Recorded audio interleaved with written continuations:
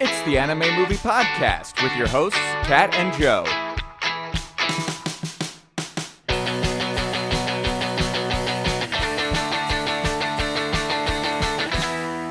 Hello, and welcome to another episode of the Anime Movie Podcast with your hosts, Kat and Joe. Today we are reviewing Penguin Highway, which is a 2018 film.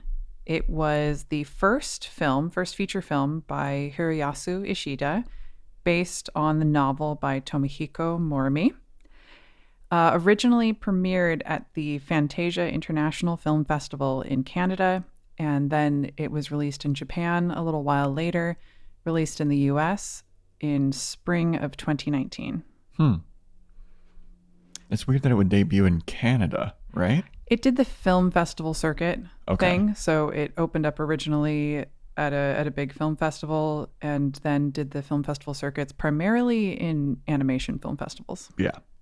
And that happens pretty commonly for more sort of indie films or animation films that might not be expected to do really well in theaters. Mm-hmm. They put it through the film festival circuit, get people talking about it, get, film critics reviewing it, and then they have a wider release when people have kind of heard a buzz about it. Okay. Yeah, and this movie is very, very, very highly reviewed according to certain aggregates, like Rotten Tomatoes. It's a 100% on Rotten Tomatoes. Yeah. It is on Metacritic. I think it's 82 out of 100, which represents universal acclaim. And I think out of 10 on IMDb, it's got like a 7.7. I thought it was a 7.1. Oh, really? Yeah, it's a little lower on IMDb than it is on some of the other websites as far as ratings go. Yeah. And I think maybe I'm getting it confused with My Anime List, because I think My Anime List maybe had it at a 7.7 or a 7.6 or something like that. But yeah, this is a very highly regarded movie. It was nominated for the Japanese Academy Award for Best Animated Film. It won some kind of... it won the Satoshi Kon Animation Award or something like that. Which I didn't know was a thing. How cool would it be if Satoshi Kon had done this film? I don't think this would be a good Satoshi Kon film. I think it would be a great Satoshi Kon film. All right, we can discuss that later. Yeah. I guess it does kind of blend reality with like illusions and what you're seeing, I guess. And Tomihiko Morimi also wrote the novel The Night is Short, Walk On Girl. Oh, okay. Well, then I'm a big fan of that guy. Yeah. Because I loved that movie. So in this film, the main character, Aoyama, is a fourth grader who's very precocious, very serious boy. He takes around several notebooks and always jotting down notes, thinks of himself as a researcher, and has this attitude about, being better every day and how he's going to be this really great man one day, and really prides himself on being very smart. Yeah. Doesn't smile a lot. No. This is a joyless childhood. It is a joyless childhood. Although, he seems very content in doing research. Yeah. But he is initially looking into why penguins are showing up in his town. They're nowhere near the sea, although that wouldn't even make sense because I don't think that on the Japanese coast there's a lot of penguins either. Yeah, and they're nowhere near like a more frozen climate, it seems like, too. So he says he's got some odd number of hypotheses as to why this is going on. And so he starts looking into it. And he has a friend whose name I'm blanking on. Uchida, who is... Joe aptly said is much like Linus from... Oh, no, I was saying that Aoyama is more like Linus. Really? Well, it's more in like the delivery of his lines, like the voice actor. It seems like it's very kind of deadpan and matter of fact. Like all of his lines are like that. Yeah. And that seems like Linus to me. I think Uchida was a little bit of the like flavor and personality, and like he was worried about a lot of things. I could see Uchida carrying around a blanket sooner than I could. They're like different facets of Linus's personality. Yeah, I could see that. You could say that Aoyama's blanket is his notebooks. Sure. I like it. Let's say that. And early on, they're looking into penguin books and they see something written about a penguin highway. Mm-hmm. And I was trying to look up if Penguin Highway is an actual concept, if it has something to do with, the march of the penguins and the way that they migrate.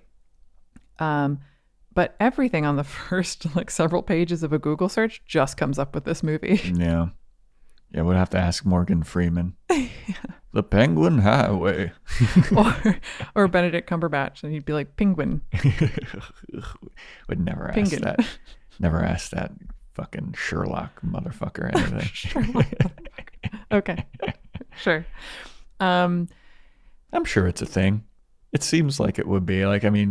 Especially with movies like The March of the Penguin, it seems like they have a specific route from the sea to wherever their home is, or from their home to the sea. They seem to have a plan, penguins, Yeah. They're not walking around aimlessly. They know what's up. So this film is on several levels pretty bizarre. Yes. There are some abstract concepts. It's not as bizarre in some ways as The Night is Short, Walk On Girl. Mm-hmm. And it has maybe a clearer narrative, but there's a lot about it that's unexplained. Mm-hmm. And then there's also this kind of secondary plot of Aoyama having kind of his first crush on a dental assistant. Yeah. Surprising amount of time with dentists, with a dentist's office in this movie. Yeah, there's a lot of lines in this movie that are just you're like, why is this in here? There's so much dental talk. There's so much boob talk. A lot of boob talk. Way more boob talk than I would have thought would have happened in Penguin Highway. Looking at the cover of this movie, it looks very childlike and very innocent. And although this time looking at the cover, I looked at it a bit differently because her boobs are kind of flying up and are very obvious. Okay. But look, I'm down to talk boobs. Are you a boob man? I'm a boob man. I'll talk boobs. But coming out of he's fourth grader, right? Yeah. But he tries to kind of go about it initially kind of matter-of-factly. And he's almost researching his own interest in boobs. Yeah, he's like, why do I like boobs so much? And why do they bring me such comfort? And why does my mom's boobs not do that for me, but this older woman's boobs does do it for me? And has a notebook called The Geometry of Boobs. Yeah. And he's mapping out the spherical nature of them and all of the angles. He's got a protractor, it seems. Man, this kid is on it. I quickly read an article reviewing the film from Variety, and I cackled when I read this one line, which is, he can't seem to take his eyes off her breasts, which she humors as only female characters that spring from the male imagination can.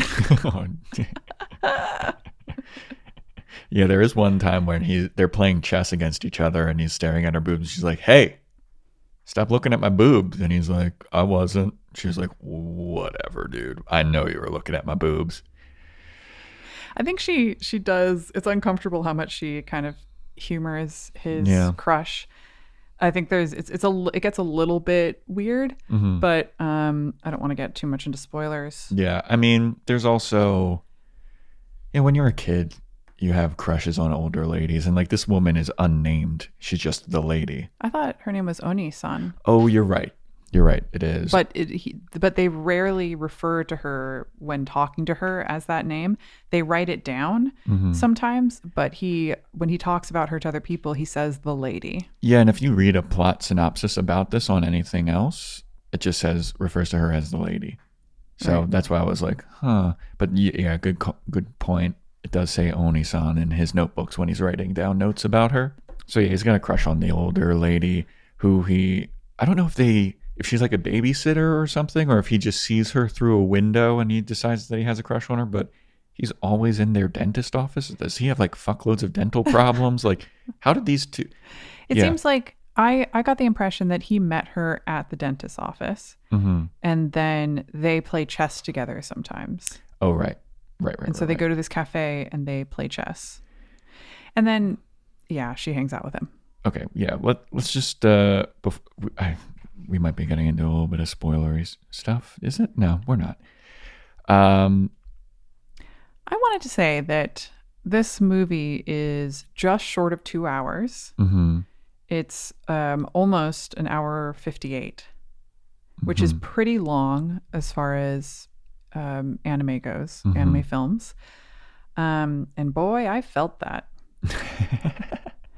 I mean, I think I read in a few places that people are like, oh, I was only planning on watching half of this, and then I got so into it that I just kept watching. And for me, I could have broken this up.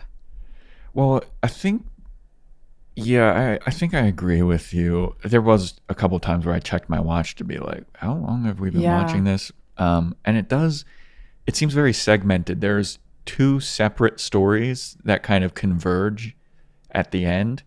And like when they abandoned the first story, I was like, well, wait, what? Are we going to come back to that, or is that just going to be unsolved? And then we get into this other mystery story, and I was like, okay, well, now I'm getting into this, and then they converge and everything, and then. And when we got the second story, I literally turned to Joe and said, if these two things are unrelated, I'm going to be so mad. Yeah. Yeah, because so the first story deals with the dental lady, and it's a very abstract, very weird mystery thing. And then the second story deals with one of Aoyama's classmates, Hamamoto, who is a girl in his class that makes some kind of mysterious discovery as well. And also plays chess. Yeah, and so they're researching this other mystery that's happening in their town, and at first it seems completely unrelated, and it doesn't have, anything to do with the first one, and then you just leave that one dangling in the air. And Aoyama has some theories that they might be related or something, and he kind of says that, but for a good chunk of the movie, you just forget about the first mystery. Yeah. And then you're researching this new one, and then once everything starts to fall in together, it makes a bit more sense, but it also doesn't. Yeah, and I think that this very much feels like a novel. And I think that novels are written in this very specific way that films tend not to be. And it's a little bit more meandering. Mm-hmm. It's a little bit more slice of life because you're kind of following people on a daily basis and then kind of watching some of these events happen. And sometimes you'll be following one character or one story, and then you'll forget about a story for a couple of chapters and you'll kind of come back to it. Yeah. So, and just having a lot of characters. Mm-hmm. And so this very much felt like watching a novel. And I think that's probably why it ended up being so long, is trying to get all of those kinds of details in. And I think it could have benefited from cutting some of that stuff out. I think that there were several scenes that were unnecessary, and that this felt like watching the director's cut, where it, things just kind of ran a little longer than you might expect them to. Release the Ishida cut. Yeah, the Ishida cut. And another thing that I read in that Variety article that I thought was a really good shout out was that this felt like Stranger Things in the daylight. Oh, okay. And they made a really good point that this could have been horror. Yeah, easily. There are some scary parts of this that are but it never really hits you. Yeah. There's just like, oh, that would be a scary situation to be in, but not like, oh, I'm kind of scared right now. Yeah. And I think that it might have benefited from doing a little bit of both, like bringing in a little bit more of that horror aspect of it. This is also like sci-fi meets coming of age film. Mm-hmm. And I think it could have played up a little bit more of that sci-fi and the potential scary bits, and not as much of the coming of age, and not as much focus on this crush. Mm-hmm. Yeah, I don't know. It's a perplexing movie for me. Yeah. Because I just don't really know how I feel about it. I don't know. There are some parts that I really like, but the tone is all over the place, I feel. The tone is, yeah. And I sometimes feel like the tone is somewhat consistent in that it's always a little bit weird. Yeah. It doesn't feel like it jumps around in tone a lot. It just always feels like slightly the wrong tone. Like being at a party that seems kind of fun, but you feel slightly uncomfortable the whole time. Mm-hmm. It's It's about as quirky as you would assume a movie called Penguin Highway would be. Yeah, Like that's about right. It's very quirky. It's very just like bizarre at certain points, and then there's things that I would have never expected to happen in this movie that do, and And I watched a short Chris Stuckman review. It's time to get Stuckmanized. Big fan. Shout out Chris Stuckman. And if you haven't checked out his stuff, he does some great reviews, especially of anime stuff. But one thing that I really enjoyed is after he does a little synopsis of it, he just goes, "This film does not care about rules," which is absolutely accurate. This film gives no shit about rules. Yeah, I'll agree with that. I couldn't put it better myself. I mean, it is very bizarre. It jumps around. Its tone is all over the place, and like I said, it abandons stories and then comes back to them like it seems like 45 minutes later, and you're like, oh yeah, that was the big part of this movie like a little while ago. Yeah, and then, the other thing I'd say this has elements of is kind of weird science. I actually never saw. I've never seen Stranger Things or Weird Science. Well, these references are lost on you then. But I could see how it would be like Stranger Things just based off of, the general periphery knowledge that I have about it. Yeah, I think part of the reason why it kind of draws from both is because of the fact that it's a group of children and the parents are unaware or uninvolved or less involved, while they're really the ones who are discovering or looking into or sort of researching these sort of strange phenomena that you're getting an idea of through the minds of these kids. Yeah. And with Weird Science, you have these two kids who, from their imagination and a science project, end up inventing a woman. I think I've seen the intro of the woman she comes out of like a door, and it's like really 80s lighting, like pink and blue, and she's Kelly LeBrock. Yeah, and she just comes out, and there's like smoke coming out of the room, and she says something like, "Ooh, what do you want to do next, boys?" or something. And they want to make themselves the perfect girlfriend. Yeah. But she's much older, so there's a lot of things about it that are very weird. And so, and I think that this has some elements of that as well. Weird Science. Cute Oingo Boingo. I wasn't particularly blown away by the animation in this. There's a lot of CGI stuff that seems like it's unnecessarily CGI, and it takes me out of it. I don't know. I just didn't. Is CGI like?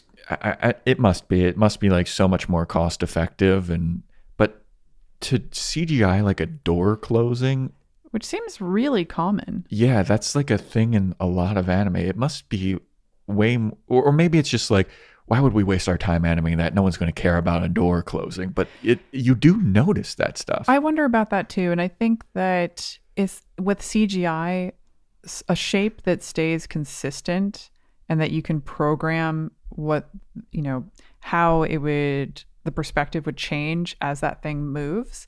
I think that for a door, since it's a solid block, that must be a lot easier than, say, CGI human movement. Yeah. Like one consistent thing about a lot of recent anime is doors, fans, and vehicles. Vehicles are like always CGI. And I just am like, I don't know why. It's so bizarre. Yeah, I think this one did a lot of CGI moving through a space. Mm-hmm. There were a couple of shots that were overhead of this kid's room. It's basically sort of like the opening shot and the closing shot. And then it also moved through some cityscapes, townscapes, in a way that looked very CGI. And I felt like there were a couple moments where I was like, oh, you kind of have that flinch, that CGI flinch. But I felt like there was a lot more CGI in this that I didn't flinch at. Because I felt like so much of it was CGI that it was somewhat well integrated, but there were still some moments where I was like, "Ooh, that got me flinching." Yeah, it wasn't as bad as like King of Thorn, where it was just like jarring back and forth between like characters or CGI, and then they're drawn, and then it wasn't that bad.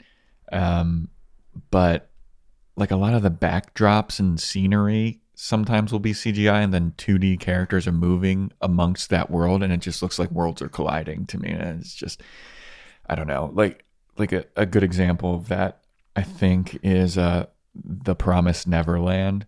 A lot of times when they're moving through like a hallway, the hallway is CGI, and it just looks. It makes me feel sick. Yeah, it looks bad. It feels like being hung over on a cruise ship. Yeah, and I think that there's a lot of similarities to the animation from that to this. I'd say that There's something lost. Yeah, I think so too. I would have preferred this to be more hand-drawn. But that doesn't mean that, I didn't feel like the movement was bad as far as the cell characters were. Everything was smooth. It was nice to look at. There were some very pretty things. But those CGI moments did kind of take me out of it for a second. I think that conceptually this has something going for it. And I wouldn't mind reading the novel. I think the novel might be better than watching the film. But this also felt like an overly long Pixar short. Like, I feel like if Pixar took this same concept, they could do it in 11 minutes and it would be great. I don't think so. Yeah? I think there's just so much going on in this that you couldn't do it in 11 minutes because you'd have to explain so much. Like, there's so much that needs explaining in this. I don't think this explained it very much. Yeah, I mean, I read a synopsis of like what happens in the end, and I was like, oh, that's what happened? Okay. Because I thought some of the voice acting was very flat as well. Like, oh yeah. Yeah. I know that Aoyama is supposed to be kind of like a savant, a wonderkind, and he's displaying like this emotionless, I'm a genius type of thing. But all of his lines are said very deadpan, matter-of-factly, flatly, which would be okay if that's like the only character that did that. But then there's another character who is Hamamoto's father, who his lines are delivered so poorly. I felt really flat, very flat. Didn't feel like it felt like the voice actor was just collecting a paycheck on that one. Yeah. Uchida and Hamamoto seemed pretty decent to me. The lady's voice seemed pretty decent, but Aoyama has a bully named Suzuki as well, who's supposed to be in the same grade as him. But number one, he's like twice the size of everyone around him. Yep. And he sounds like a 35-year-old man, like a surfer dude, like, hey, Aoyama, why are you doing that to me, dude? And like, he's got two cronies, which seems to be a standard. You either have a bully on his own or he's got two cronies, and that's it. Those are the rules. Yeah, and it's like, how many times does this kid get held back, And he could have. That's totally possible. This kid's going through puberty already in fourth graders. Hey, Aoyama, what are you researching today, nerd? Like, jeez. I don't know. Do you want to move into spoilers? Yes. Let's talk some spoilers for Penguin Highway. Spoiling. They wouldn't spoil this, right? Oh, God. They can't spoil this. Please Right? don't spoiler talk, anime movie podcast, spoiler talk. Okay. The first question that I want to ask you in this spoiler section. Uh-huh. Do you think the lady's boobs warranted such research? Do you think they were good boobs? Do you think that they were... I don't think they were bad boobs. Okay. I don't know. I'm like... They did vary in size throughout the movie. Like, True. there were times where they were like, kind of smaller looking, and then there were other times where it was like, is this a fucking hentai that we're watching? Like, this is wild, dude. I mean, she never has anything on that's really revealing. Yeah. So it's not like I got a real good look. But yeah, it did look like sometimes she was, sporting the Victoria's Secret push-up, and sometimes she was freewheeling it. Yeah. But I guess to a fourth grade boy, like, any kind of boobs are just like, whoa. Yeah, and I guess this is the only woman he spent time with other than his mom. Mm-hmm, mm-hmm. Which, by the way, his mom, like, isn't in this movie. in a kind of a weird way. Yeah, and even his dad at a certain point just like leaves town, it seems like. Yeah. He's at a bus station and he's talking to Aoyama and he's like, hey, just try to figure out your scientific problem. Deuces. And he gets on a bus. But he's and also just like, goes and away. brush your teeth. Yeah. It's just like, where did this guy go? Like, fine, dad's gone away for a business trip, but because we haven't seen the mom, I was like, wait, is his mom dead? I actually wasn't sure if his dad was a single parent Yeah. for a little while. And then she does come and like, pick up his little sister when she's crying and sad because she's having her first existential crisis. Yeah, it seems like the mom's only purpose in this movie is to be like, Aoyama, dinner. Yeah, exactly. And maybe she plays a bigger part in the novel and they're like, she can, I was also thinking like, these are like pretty bad parents because there's a point where Aoyama like sleeps over at the lady's house. And I was like, did he call his parents and are like cool with this? Like, do they know about this lady? Like, what's the relationship here? Yeah, the first time when he sleeps over, I was like, this is getting weirder. Yeah, like the nature of Aoyama and the lady's relationship is very, very sometimes inappropriate, it feels like. Totally. And especially at the end when she's like, hey, when you get older, come find me. It's like, bro, this kid is like 8 or 9 years old. Yeah. Maybe she's from the future and she knows him in the future or something, but that part like kind of wasn't explained. But there was like a little bit of that the girl who leapt through time thing where it's like, I'll come running to you and I want to let you know that I love you. But like that lady is, let's say that she like, because to work at a dental office, even if you're just like a receptionist, you got to be at least like 16 or 17. Oh, sure. And this lady seems like she's like 24 or 25 or something. Yeah. At least in that's where my head was. I'd guess that's about right. Although, with anime, like she might be 18. Yeah, exactly. That doesn't make a 10-year difference okay. No. No. No. But yeah, their relationship is very weird to me. Yeah, that it made me a little uncomfortable at times. Mm-hmm. And I know the age of consent in Japan is lower, but it's still, not that low. I think it's like 14. Yeah, and didn't you say it's something like 16 for your cousin or something like that? I don't remember that. I feel like I remember you saying something like that, and I was like, Jesus, that's fucking wild. But yeah, their relationship is weird, and I don't know if she's like his babysitter, and like if his parents know about it or. Well, obviously his dad knows that they play chess at the cafe. Yeah, because he picks him up from the cafe at one point. So I think that his dad is cool with that and is like, oh, he's not getting into trouble. He's like being watched by somebody who's responsible and learning a game that involves some brain power.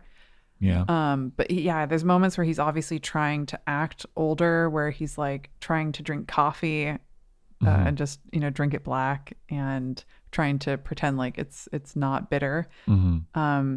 This kid really is trying to speed track through childhood. Yeah, I mean, he even has a countdown where it's like, I'm 3,888 days until I'm an adult. Yeah. Like, what does that work out as? What does he count as adult? I would guess 18, right? Let's see, I mean, I know the drinking age in Japan is 20.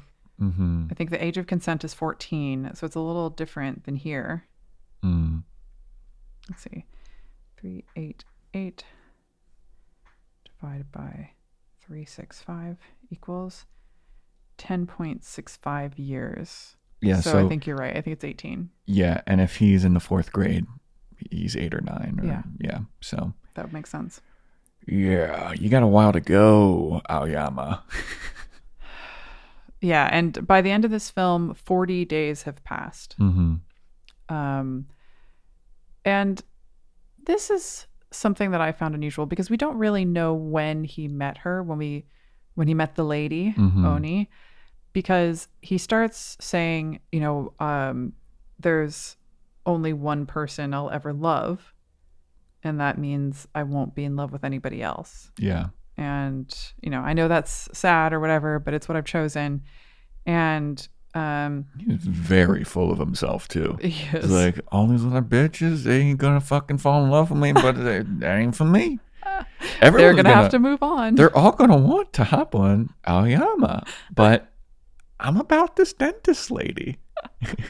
But and it kind of feels like that he's had that crush for a while. They have an established, chess coffee like shop relationship. And then things get a little weirder and deeper in this sort of like 40-day period. But it seems like the penguin situation is new, but the penguin situation comes from her. She's creating the penguins. Mm-hmm. She's able to just turn objects into penguins. Yeah.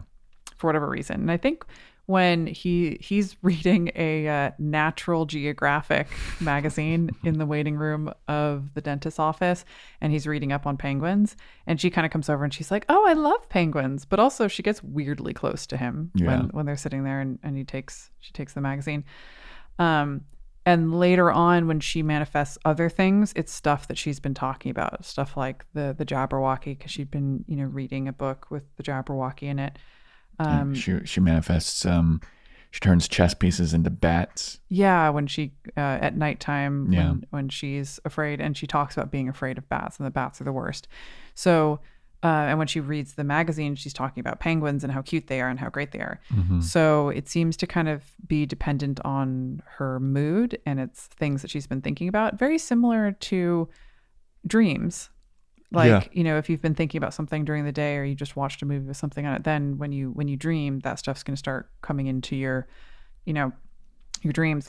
But I think it has to do with, the Jabberwocky in this is a kind of an amalgamation of different animals. Yeah, it looks kind of like a dinosaur It kind of monster. has a hippo face. Yeah, it's very weird looking. And it has like 6 legs, and it's kind of part alligator.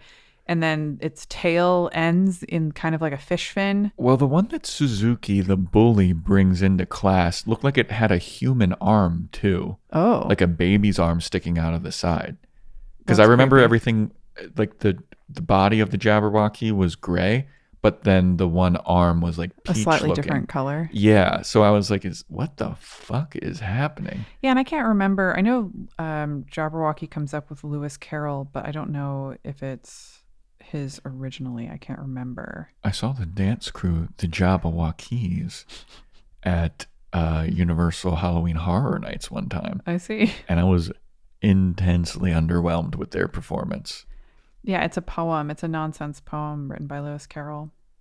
Very And then cool. it became a character in other things later on based on the poem. Isn't it crazy how you can become a famous artist / poet, and be like, yeah, this is nonsense. I'm a nonsense poet. I wrote this nonsense pretty poem. And cool. people are like, whoa, you're a genius. And you're literally writing nothing. But it was included in Through the Looking Glass, I don't care. which is the sequel to Alice in Wonderland. Yeah.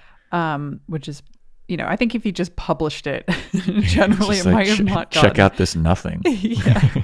It's a bit like People the shit their pants. Queen Mab speech in Shakespeare's Romeo and Juliet, where it's all kind of nonsense, but then that speech became kind of a famous poem Mm-hmm. on its own, and similar to this. Although Queen Mab never got much screen time or anything like that. But anyway, we haven't really brought up too much about Hamamoto. So that's kind of Yeah. the first storyline, is her creating the penguins. Yeah, the and- lady, the dentist woman creating penguins, and they're trying to get to the bottom of that mystery. Yeah, and then Aoyama, our young precocious researcher, looking into it and kind of figuring it out that the lady is the one producing the penguins. Yeah.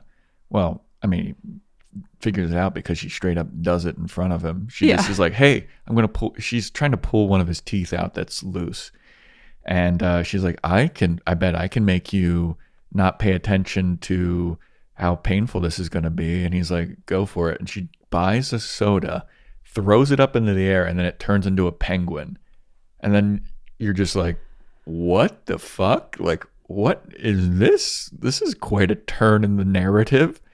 And then he's like experimenting. He's got all these hypotheses. He wants her to try it with different objects, and he's doing all kinds of experiments. And then so she's always talking about how she grew up on the sea or the ocean in a city that's kind of like escalated and looks really, really cool. And she's like, I want to take you to the sea once you figure out my mystery of how I do the penguins. And then eventually something happens where she is just like, fuck it, I'll just take you to the sea now. And on their way to the sea, she starts to feel sick and she starts sweating and crying and stuff. And the Jabberwockies start appearing from her sweat and tears. Jabberwocky. Yeah.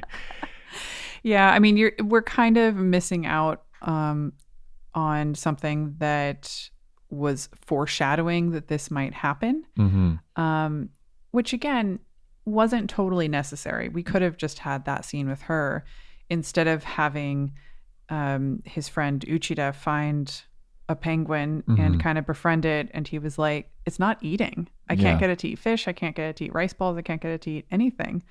And then they end up taking this penguin out somewhere. They're going to try and see if they can get it back to the sea, I think.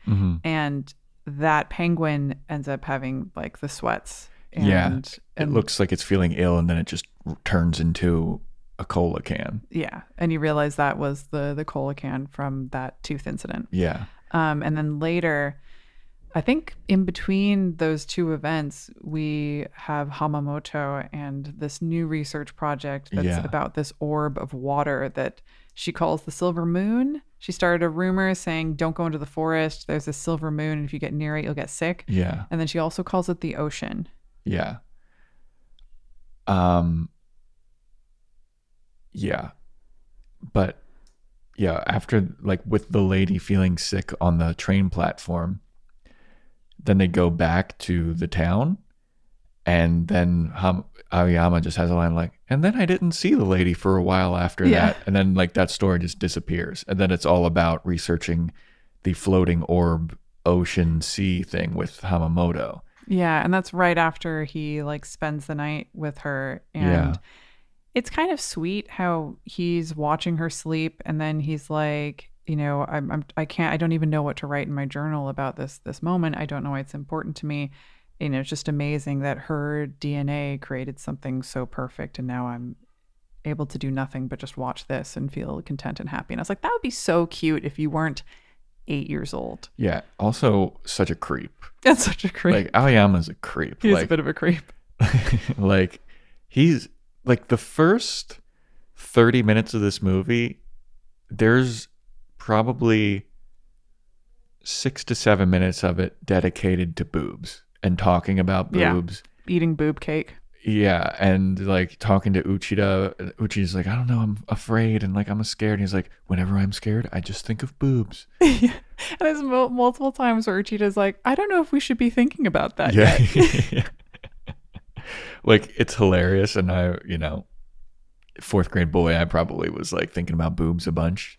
But it's weird to see it in like, is this a kid's movie? Yeah. Which is confusing. Yeah. And I think that's part of tonally where it kind of goes wrong or gets confusing and weird. There's also a lot of junk grabbing and kicking and punching. Yeah, that happens several times too. Yeah. Like usually when you see someone in a movie get attacked in the junk, it's like a kick or a knee. But but this, they like straight up just grab each other's junk. Full palm contact. Yeah. And just like palm and then squeeze. And it's like, I don't know which would be more painful. Like, I don't think I've ever had anyone like attack my balls like that. I've been like slapped in the balls because I went to an all boys high school. That's just what we fucking did. Sure. I've been like kneed in the nuts. I haven't been like full on kicked in the nuts, but I think a kick would potentially be more painful unless the squeeze didn't stop. Yeah. I mean, a kick is like blunt force, like really hard. Yeah. But I've never seen like the crotch grab like so many times. Like, and it's like a rule of 3 thing in this movie. Like it happens 3 times. It certainly does. So Hamamoto has discovered this orb of water in this field, and she invites these two boys, Aoyama and Uchida, to come and research it with her. And there's certain things that she's already discovered about it. And at some point, the bullies show up, and you think they might get too close to it and something might happen to them, but it kind of never happens. And then the penguins are on the horizon and coming in huge numbers. And then they start to seem to like destroy bits of the orb, or the orb starts like shooting out mini orbs of water, and they're going around and they're like pecking it. Yeah, there's some type of reaction when the penguins get close to it. Like the orb starts vibrating, the penguins start vibrating, it looks like, and they're starting to peck at it, and there's all kinds of like droplets coming out of the quote unquote ocean / sea or whatever, and no one really knows what's going on. And then like, so the bullies come, and they, that's their part of the movie, is like they bully Aoyama and Uchida because they're like the sciencey nerds type people, and they're bullying Aoyama, and Uchida like runs super fast. He's like, I don't want to get fucking bullied. And then once the bullies are taken care of, like the penguins start attacking the bullies, then the orb ocean shoots a gigantic other orb at Uchida, and he doesn't run at all. He's just like standing there like, what's gonna happen? Yeah, and there's like a comic relief thing of him running away with his hands up screaming in like so many other situations. Yeah, and he did just stand there. Yeah, and it's just like, wow, you're gonna run from the bullies, but you're gonna like wait until this unknown thing that you think is dangerous. Like Aoyama and Hamamoto have hypothesized, don't get close to this orb because spikes come out and it's dangerous, and you're just gonna allow it to come at you. But then thankfully the lady shows up, and she has a Coke can or a can of beans or something, and she fucking rockets that thing. Like she should be in the MLB, because she throws this thing so hard, and the thing turns into a penguin midair, and then it's just a penguin flying like 100 miles an hour. And it eventually reaches up to the orb that's about to attack Uchida, and it explodes it. And I was like, I thought that was so fucking funny when you just see like a penguin flying through the air, like a penguin that has just been birthed from nothing, and then it just comes into existence, and it's flying through the air at like Mach 7 or something. It's like, what the fuck is my existence? This is the world I'm born into. and then it hits the orb, goes into it, and kind of stops it in its tracks. Yeah. There's so many like penguin falling moments in this too that are so... And the sound effects for that were great. Yeah, it was so funny. Some really good sound design in this, I think. And the soundtrack, I did notice it came up a lot. It was orchestral, and sometimes it sounded very familiar, like classical piano that something had happened to. But I always felt like it fit the moments really well. Yeah, there's one scene in particular. It was a montage of Aoyama, Uchida, and Hamamoto researching the orb throughout the summer, and it's just them like having a good time being kids. And the song in that like fits so perfectly. And I remember commenting to you when we were watching it, being like, this is a perfect song. Yeah, we're like, this is lovely. Yeah.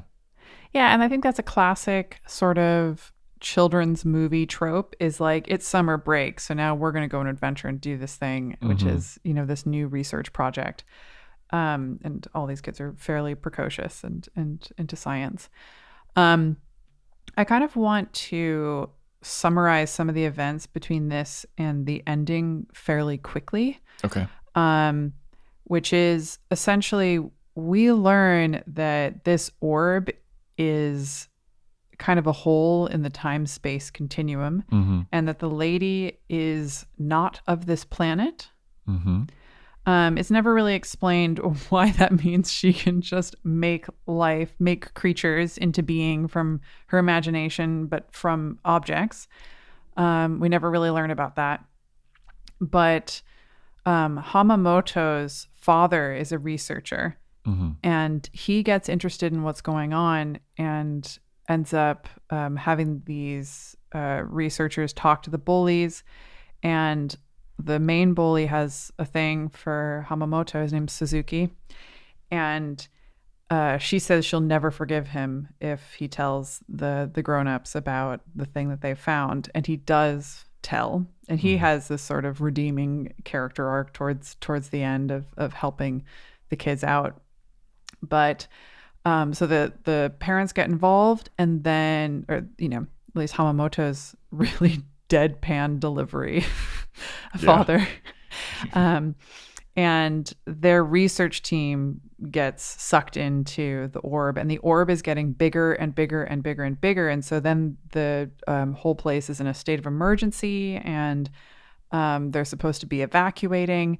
And the kids are like, we need to handle this. We need to go find the orb. We can do something about this. And there's also Hamamoto kind of has this weird jealousy thing with the lady, because maybe she has a thing for Aoyama and doesn't like that he's into this older lady. Yeah. I mean, there's even a scene where she's like, you only like her because she's older, isn't it? Yeah. And he's like, yeah, so? Yeah, she's got boobs. Yeah. And she's like, fuck you. Yeah. And he's like, you're my research partner. And she's like, ah. Yeah. So she has this distrust of the lady, but Aoyama tells Hamamoto that they need to get her involved because she is sort of at the center of all of this and why it's happening. Yeah. So the bully Suzuki ends up helping Aoyama, Uchida, and Hamamoto escape the school when they're on lockdown. And then Aoyama goes to find the lady. Right? She gets back into the story. She disappears every once in a while. Yeah. But she comes back. Yeah. Uchida and Hamamoto run to the orb to try and see what's going on and rescue Hamamoto's father, while Aoyama goes to find the lady. And it comes to be that the orb is some kind of energy that gives her life. And I believe it's something like the bigger it gets, the more well off she is. But the bigger it gets, it can destroy their town. And it sucks things into that other realm. And they make a point of the fact that when earlier they saw the penguins destroying parts of it, that because it's actually a hole in this sort of space-time continuum, they're actually repairing the hole. Yes. Instead of destroying. And this film does do that a couple of times, kind of flips the script. There's a confusing scene with Aoyama's father trying to explain. He has a bag, a little satchel, and he says, do you think the entire world could fit in this bag? And Aoyama's like, go on. And then his father turns it inside out and is like, now the entire world is inside of this bag because here's the inside surface. And it's pretty philosophical. Yeah. But they kind of do that with this hole. Like, this isn't a thing to be destroyed. This is actually a nothingness, a hole that needs to be repaired. It needs to be filled in rather than you're taking it away. So you definitely have these sort of dichotomies going on, and the sort of reality versus not, and the I was about to say the real versus the unreal, which is literally saying exactly the same thing that I just said.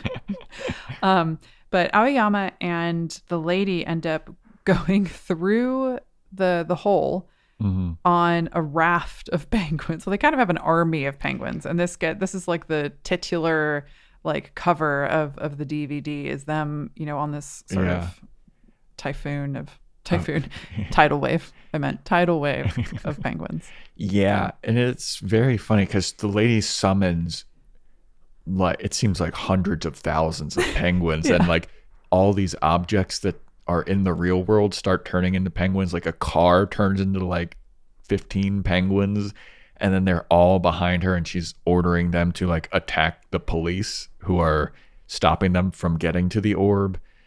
And then they get into the orb, and then everything is upside down and the world is fucked up in her kind of Salvador Dali kind of moments. And we earlier in the film had a moment where she seems to be dreaming, or maybe Aoyama is dreaming, and dreaming of her, and he sees kind of the Jabberwocky and he sees all the penguins on a beach, and we kind of see that moment again. So we don't know if he was looking into the future, if he was seeing into the orb, or if she was. Yeah, I was going to ask you, was that when he had a fever? Because he was trying to not eat. I think that's right. Because the woman, as the sphere is getting larger, she's like, I haven't eaten in a week and I feel great. And Aoyama's like, that's not normal. So in his researcher way, he tries not eating for a day and immediately gets a fever, which is not really how fasting works. But I think if this is in any way a children's movie, try to encourage children not to starve themselves. Yeah, I mean, you can go a day, but I mean, the lady's like, I haven't eaten in a week and I feel fantastic. And like, meanwhile, there's an evacuation notice for the city because this orb that gives her life is like fucking up the town, and it's swallowed up like a whole research team. She's like, shit's going great. I can summon all the penguins I want. I think technically you can't survive very long without food and water. If you have neither, it's something between, it's like 72 hours. But if you have water, it's like 8 weeks. It's a while. No. It's a ton of time. People do 30-day water fasts. What? I'm absolutely serious. I thought it was like a week. No. And it's amazing how little you can survive on. Dude, fuck that. Fuck that. I did a podcast with my friend, and it's like it's called Tough Choice with Kazim Rahman. And one of the tough choice, like a would you rather type thing.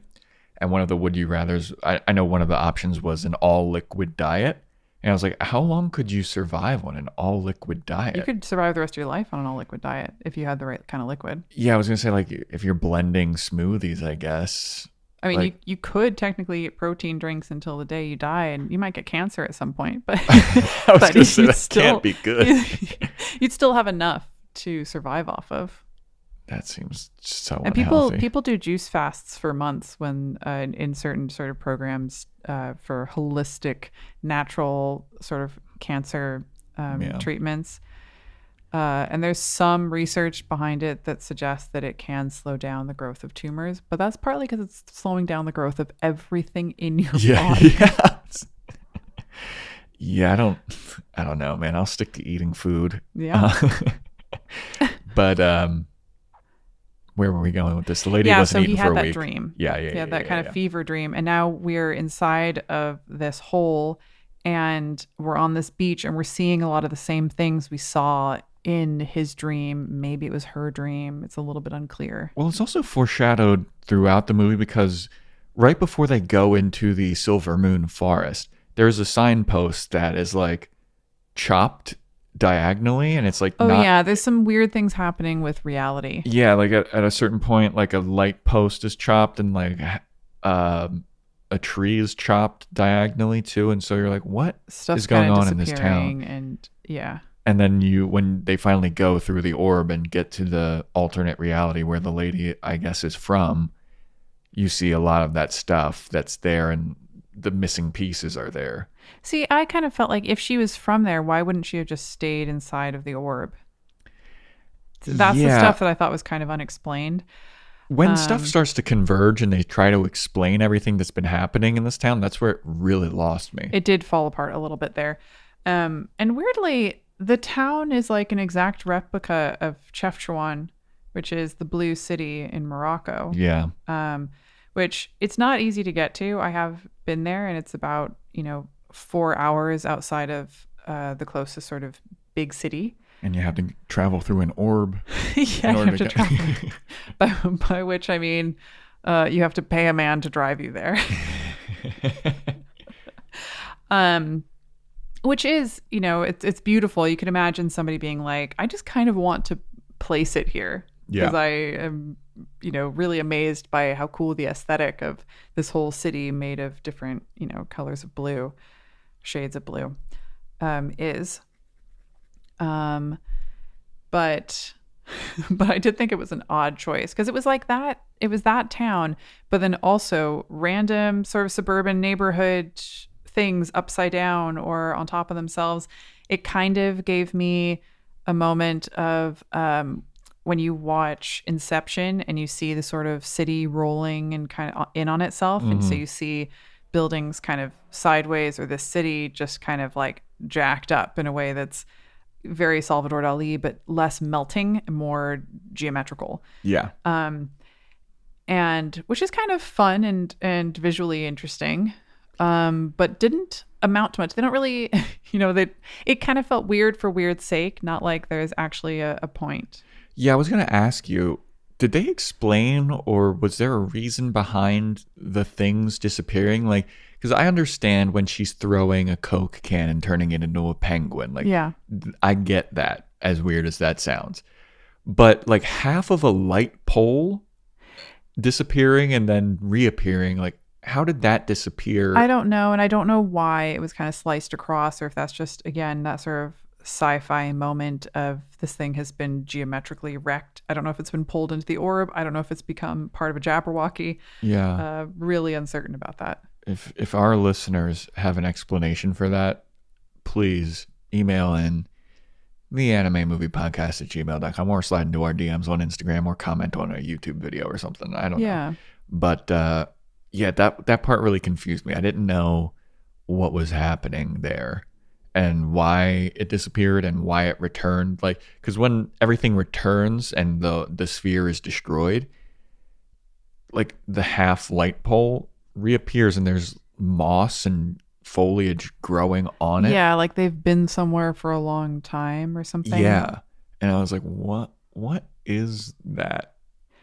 Yeah, and then there's kind of they both Aoyama and the lady Oni bring back the research team. Yeah.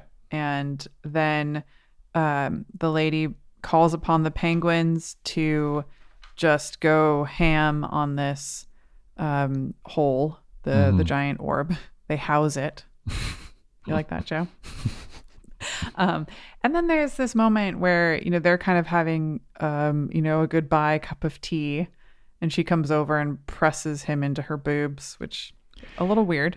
As much as they talked about boobs in that moment, like there was no payoff about all the boob talk. Like, what payoff did you want? I don't know, man. She like presses him into the boobs, and like, it would be one thing. It could have been a cute like hug moment, but then you see her like breath and the boobs are like getting bigger and smaller and like pressing up against his cheek and then coming away from his cheek. Yeah. And you're like, is this what he wanted?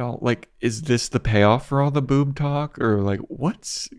I thought she might come over and just like give him a kiss on the cheek, and I thought that would be sweet, but she presses his face into her breasts, and then she kind of like goes forehead to forehead with him, and I was like, do not kiss him. I don't care where you're from. Yeah. I don't care if you're actually technically 7 years old. Mm-hmm. I don't want it to happen. Yeah. This is bad touch. Yeah. I just kept I kept commenting as we were watching through this movie about like whenever Aoyama was like, she would ask him what he wanted or something, and I'd just say under my breath, like, show me your boobs. I was waiting for Aoyama to say something like that. Yeah. Or like, hey, before you leave, because eventually the lady dissipates and disappears and goes back to her alternate reality. I was expecting Aoyama to just be like, before you go, what's up with them boobs? She starts lifting her shirt and she's slowly disappearing, and he's like, no. Yeah, she lifts her shirt and 2 penguins fall out. That would have been fucking great. Yeah, I would have been so about that. Her boobs are just 2 penguin heads. Yeah, there was like a moment where, like the whole army of penguins fills up this field, and they're just like staring at them in the cafe. And then they just start disappearing in groups. And I was like, oh, this is actually a little sad. It was a little sad. But then... because the penguins were like the cute tax of the film. And there were so many of them. And they were adorable. Yeah. Sorry, somebody's drilling something. Yeah. At first, because I heard it earlier, I thought it was like someone screaming. And I was like, that's like a horror movie scream. But thank God it's just somebody drilling or sawing something. Hopefully not a body. Right. So then we get a little kind of postscript after the lady has disappeared, and after she's like, hey, when you're older, come and find me. And yeah. yeah. And And then he's like, oh, now it's only 3,848 days until I'm an adult. And he kind of goes through the same sort of speech he did at the beginning of the film, but now we get added information on the end of it. So now we learn that whole reason why he wasn't going to be in love with anybody else is because he's saving himself for Oni, the lady. Mm-hmm. And so anybody who falls in love with him just has to move on. Yep. It's non-negotiable. Sorry, ladies. I know you're all fiending for my notebooky nerd body, but I'm saving myself for this lady that might not exist. I wish. Here's what I would change. I wish that instead of a dental assistant, that Oni was a little girl. Okay. And that she shows up as like a transfer student. Mm-hmm. And he starts getting interested in her. And then I think the sort of jealousy between Hamamoto and like the little girl Oni would make more sense. And it turns out she's an alien little girl. And I think it would make more sense with her just being like, I like making penguins. And just like making the fucking penguins. And she'd be this manic pixie dream little girl who ends up being an alien. She's a manic pixie dream lady. Yeah, but I don't want her to be a lady. Yeah, I mean their relationship is very weird. And then the whole thing would be so much more like Stranger Things, or like this thing where it's like a pack of kids instead of like this weirdly you're too old to be hanging out with these children woman who's perfectly charming, but like make some adult friends. And I don't know, maybe you can't because you're an alien. See, I even would have thought it would have been different if she was like his babysitter. Oh, sure, yeah. Like, because then it's like they have an established relationship, but we don't get the background of their relationship. Yeah, and maybe... So it's just weird that he's like, oh, I saw this late. I don't know if he went to the dentist or if he just saw her through the window and just started hanging out at the dentist. Maybe that's explained in the novel, or I missed it in the movie. But I don't... They definitely never said that it was his babysitter. I mean, it kind of seemed like there was an arrangement. No, I mean, like, how did they meet? It wasn't explained in the movie, I don't think. No, I agree. That's what I'm saying. Okay. And they definitely didn't say that it was his babysitter explicitly. But, with the dad going to pick him up and being like, how was he, Yeah, I guess it's just assumed that the dad's cool with it. Yeah. But then he sleeps over. Yeah. Which, and stares at her while she sleeps. Yeah. I mean, that was kind of sweet, but also kind of creepy. But then, like, her belly's exposed and he covers up the belly. That's kind of a sweet moment. Yeah, and he's, like, really innocent. Although it's kind of funny because he doesn't pull her shirt down to cover it. Yeah. He, like, brings a blanket and doesn't unfold the blanket to put it across all of her. He just covers her midsection. Well, when he starts crawling over to her, because he's talking about, like, how perfect her lips are and like, her DNA and everything, and it's a zoom-in shot of her lips. I was like... that made me real... And he starts crawling over to her. I was like, no. Like, no, dude, don't do this.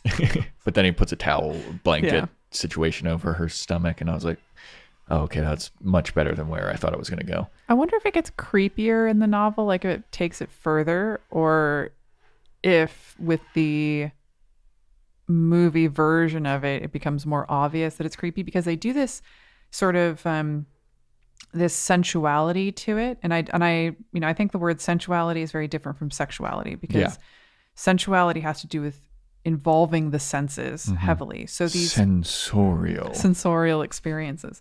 So when you get this kind of close up of the lips and you're like, oh, I know what it would feel like to touch those lips. I know exactly what that experience would be. So you can empathize sensorially to it. And a lot of those moments between them have that very sensual feeling to it, which, made me deeply uncomfortable. Yeah, even when she's nestled up next to him close, and you can just feel the shoulder to shoulder type thing, and like how exciting that would be when you're a little kid and like somebody that you have the hots for is rubbing on you. I mean, for him, that had to be awesome. Yeah. For her, maybe she didn't think anything of it, but from our viewing perspective, it's like, what are you doing? What's going on here? But do you agree with that sort of Variety article sentiment that's kind of like, this seems like the product of the male imagination exploring the fantasy of having the woman that you had the hots for when you were a kid. Maybe it was like your older cousin, or it was an assistant at a place, or a babysitter. Yeah. And See, that's why I said babysitter, because like I feel they're like kind of humoring it more than somebody in reality would, unless they were a pedophile. yeah, or even like a teacher. Yeah. Like I know a lot of teachers that are like, I knew this one lady who was a teacher and she taught high school, and she's like, yeah, sometimes the kids, they like hug me and like you can tell they're hugging a little bit too long. Yeah. And it's like, oh, creepy. But like babysitter, you could hug a babysitter. Like teacher, you could maybe hug your teacher. But I don't think it's okay to teach teachers to hug kids anymore. Yeah, I mean, at least in probably the not. U.S., it's not a thing. Yeah, I mean, but maybe like when But we growing were, up, we when were I was a kids. kid, we hugged teachers. Yeah, but I've never, number one, I've never seen a hot dental receptionist maybe lady. And I would never think to be like hug her or have a crush on her. Just she's so far removed from my daily life, as opposed to a babysitter who is someone that I could potentially see multiple days a week, or a teacher that I see multiple days a week. Yeah, like what if she worked at the cafe and then started playing chess with him? Oh, okay, that could be that something. would make yeah. more sense, right? Yeah. Like not bring in the dental thing at all. And I guess you get that scene with him, with Aoyama tricking Suzuki into thinking that his parents lied to him. He didn't need to get his wisdom teeth out. He actually was going to have all of his teeth pulled out of his face. Yeah. And so that kind of motivates him being a bigger bully. But also, bullies are totally acceptable as an unmotivated thing. Yeah. People accept that there's just some people who are assholes, or even just him having like a chess playing relationship with Hamamoto. And if Suzuki had a thing for Hamamoto, then he would have every reason to like be a jerk. Yeah, and all of the dental talk throughout the movie, like, was this like kind of a governmental propaganda too, to make people brush their teeth and floss You think a bit the government really cares about people's teeth? Maybe, I don't know. I don't know what it's like in Japan. If the government cared about our teeth, I think we'd have free dental health care. Yeah, but maybe in Japan, maybe have to look up in what their dental shit is like. Yeah. It kind of feels like maybe Morimi was like in a dental office when he started thinking about writing this book. It's like it was a novel idea that came to him while somebody was drilling into his teeth, and then he kind of came up with ideas since then, and then kind of brought that in because I could see that being a reason why. Other than that, I see no motivation whatsoever for all of the dentist stuff. Yeah, well, also kids hate going to the dentist, so it's not like somebody. Maybe it's just I think that's a characterization thing. Yeah, it's a character thing to make him be like, oh, well, Aoyama's different than most kids. Yeah. He likes being at the dentist. I don't know. Yeah, I don't buy your theory that he thought of this while he was at the dentist. Like, I've never like. Pleasant thoughts don't happen when you're at the dentist. Like, oh, Penguin Highway. I don't know. I mean, because some places have TVs. Maybe had laughing gas. And it could, yeah. Sure.